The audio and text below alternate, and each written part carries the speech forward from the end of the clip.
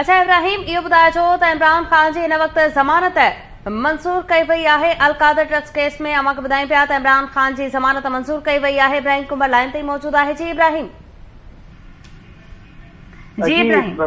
जी इमरान ख़ान जी 2 हफ़्तनि जी उबूरी ज़मानत अदालत मंज़ूर करे वरिती आहे। जस्टिस मियां गुल हसन औरंगज़ेब जी सरबराही में ही डिविजनल बेंच हुई, जंहिंजी आॾो ख्वाजा हारिस जेको इमरान ख़ान जो वकील हो उहो पेश थियो ऐं उन चयो त असांजूं 3 मुख़्तलिफ़ दरख़्वास्तूं आहिनि, जंहिंमां उबूरी ज़मानत जी दरख़्वास्त आहे, हिफ़ाज़ती ज़मानत जी दरख़्वास्त आहे ऐं गिरफ़्तारी खां अॻु वारी ज़मानत ऐं पकी ज़मानत जी दरख़्वास्त आहे।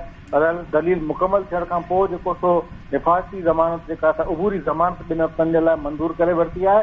उन सां गॾु अॼोकी ॿुधणी दौरान ख्वाजा हारिस जेके तफ़सीली दलील ॾिना आहिनि, कहिड़ी रीति इमरान ख़ान खे गिरफ़्तार कयो वियो, नेब जे वारंट जी हैसियत कहिड़ी आहे ऐं नेब जे वारंट ते कहिड़ो मौक़िफ़ इख़्तियार कयो वियो, नेब खे इंक्वायरी रिपोर्ट ॾियण जे लाइ जेका दरख़्वास्त ॾिनी वई उन ते नेब जो कहिड़ो रेस्पॉन्स आयो।